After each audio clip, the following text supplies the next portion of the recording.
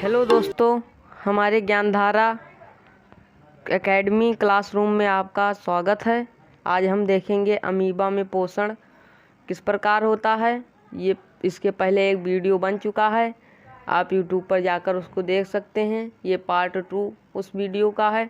तो आज हम आइए इस वीडियो को स्टार्ट करते हैं। तो हम देखेंगे कि अमीबा में पाचन किस प्रकार होता है। तो ये अमीबा है।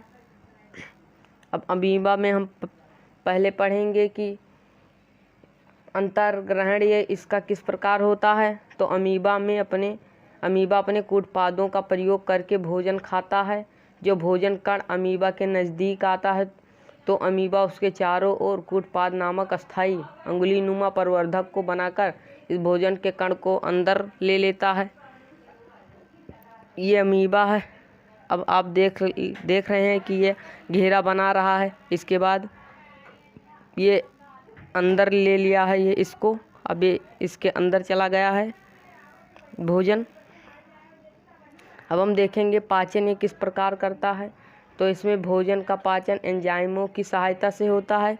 इसके अंदर ये काले काले जो दिख रहे हैं ये एंजाइम है, ये इसका केंद्रक है, आप देख सकते हैं। इसमें भोजन का पाचन एंजाइमों की सहायता से होता है। आसपास के कोशिका द्रव एंजाइम खाद्य रिक्तिका में प्रवेश करते हैं। अब हम देखेंगे अवशोषण इसका किस प्रकार होता है। अमीबा की भोजन रिक्तिका में उपस्थित पचा हुआ भोजन विसरण द्वारा उसके कोशिकाओं द्रव में सीधे अवशोषित हो जाता है। ये पूरे इसके जो ये भोजन होता है ये पूरे अमीबा की कोशिका में अवशोषित कर लेता है अमीबा भोजन को। इसके बाद हम देखेंगे कि स्वांगीकरण कोशिका में भोजन के एक भाग का उपयोग श्वसन द्वारा प्राप्त ऊर्जा प्राप्त करने के लिए किया जाता है। इसका एक अंग जो श्वसन और ऊर्जा प्राप्त करता है, इसका अंग वो वाला ये है, आप देख रहे हैं छोटा छोटा। अब हम चौथा देखेंगे बहिक्षेपण। भोजन के अपचित अंश को बाहर निकालने के लिए अमीबा में कोई निश्चित स्थान नहीं होता है तो वह 2 भागों में बट जाता है अमीबा या टूट जाता है। इस तरह अमीबा में पोषण हमने देखा। अब हम लोग आगे बढ़ेंगे और हम लोग देखेंगे मनुष्य में पोषण। मनुष्य में पोषण फिर अंतःग्रहण है पहले, फिर पाचन है, फिर अवशोषण है, स्वांगीकरण है, बहिक्षेपण है। एक एक करके हम देखेंगे। पहले हम देखेंगे कि अंतःग्रहण किस प्रकार होता है। तो इसमें पहले आता है पाचन। पाचन हम लोग देख ले रहे हैं कि पाचन की डिफिनीशन क्या होती है। तो भोजन के जटिल पोषक पदार्थ व बड़े अणुओं को विभिन्न रासायनिक क्रियाओं और एंजाइमों की सहायता से सरल छोटे व घुलनशील अणुओं में बदलना पाचन कहलाता है।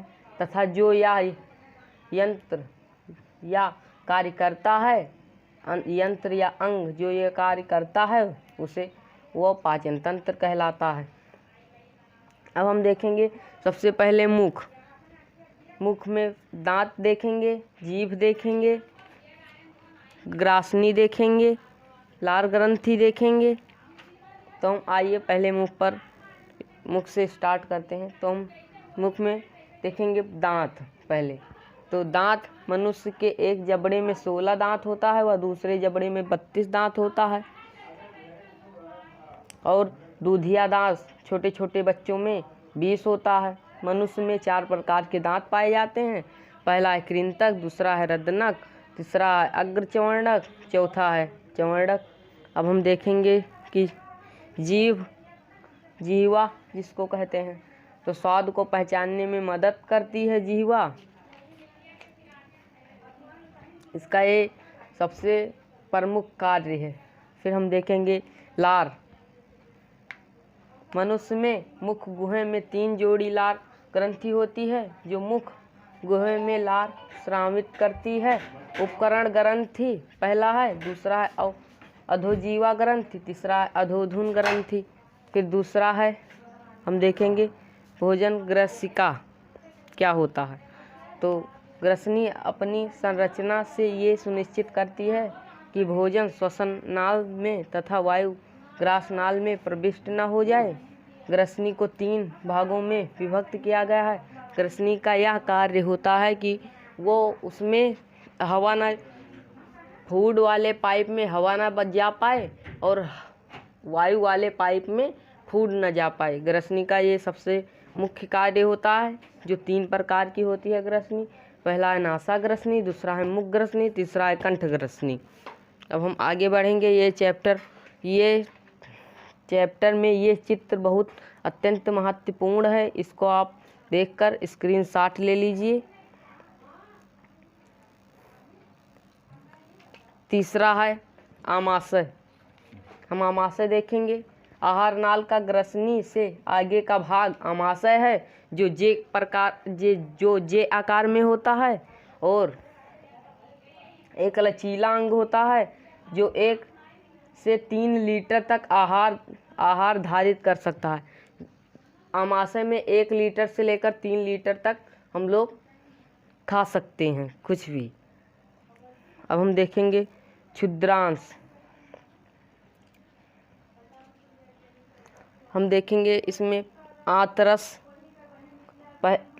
2 भागों में बटा है, 3 भागों में बटा है। पहला है कार्बोहाइड्रेट, दूसरा है वसा, तीसरा है प्रोटीन। तो कार्बोहाइड्रेट में पहले में ग्लूकोज है, दूसरे में वसा अम्ल या ग्लिसरॉल है, फिर तीसरे में अमीनो अम्ल है।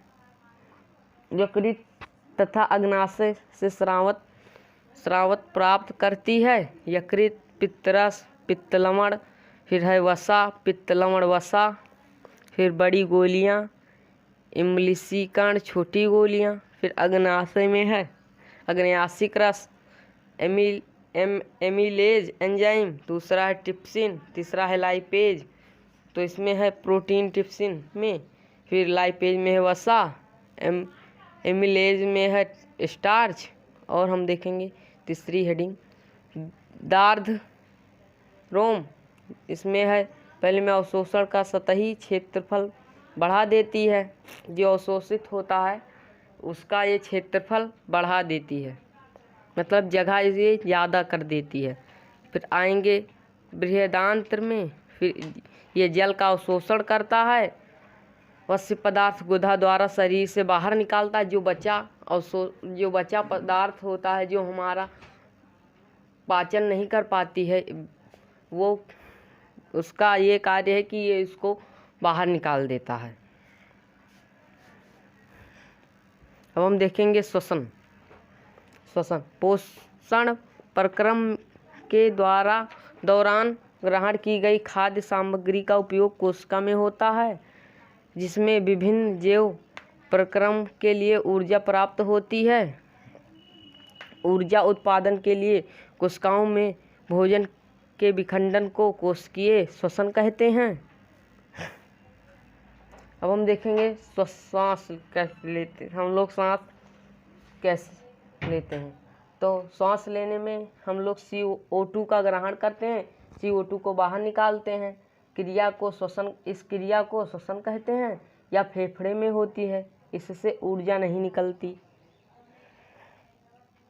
अब देख लेते हैं श्वसन का 2 भाग, वायवीय श्वसन, दूसरा है अवायवीय श्वसन। तो वायवीय श्वसन में पहला है ऑक्सीजन की उपस्थिति में होता है वायवीय श्वसन। अवायवीय श्वसन ऑक्सीजन की अनुपस्थिति में होता है। और दूसरा है ग्लूकोज का पूर्ण उपचयन होता है इस वायवीय श्वसन में। अवायवीय श्वसन में ग्लूकोज का अपूर्ण अपचयन होता है, जिसमें इथेनॉल, लैक्टिक अम्ल और कार्बन है।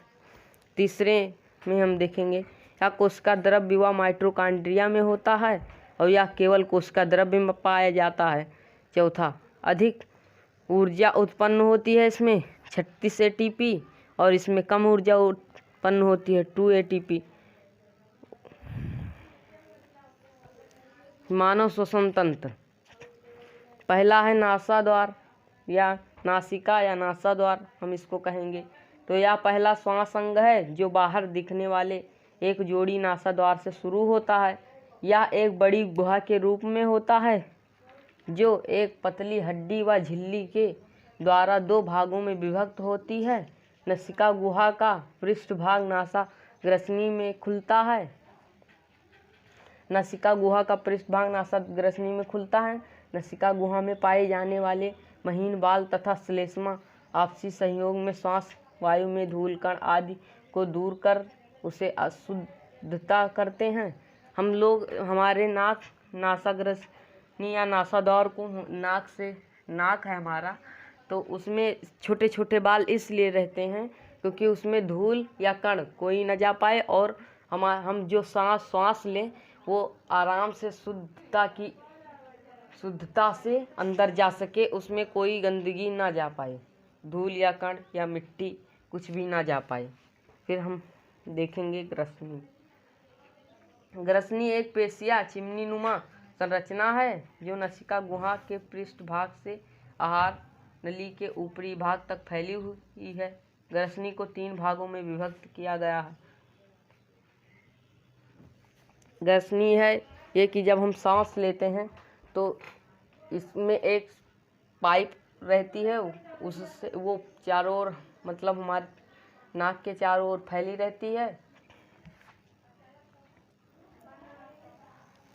फिर हम आगे बढ़ेंगे। फिर हम देखेंगे श्वास नली। श्वास नली नासाद्वार से वायु कंठ में पहुंचती है, जहां से श्वास नली द्वारा फेफड़े अर्थात फुस में पहुंचती है। श्वास नली में उपस्थित वलय बने होते हैं जो यह सुनिश्चित करते हैं कि वायु का मार्ग निपतित नहीं हो।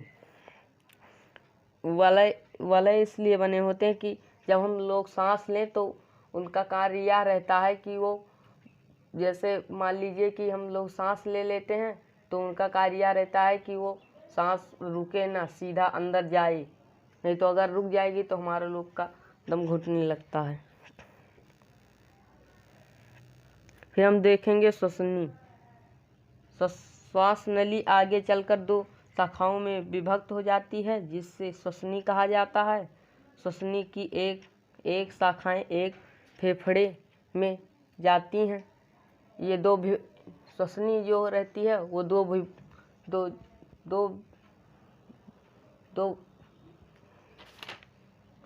दो शाखाओं में विभक्त हो जाती है, तो वो एक फेफड़े में जाकर लग जाती है और एक दूसरी फेफड़े में जाकर लग जाती है।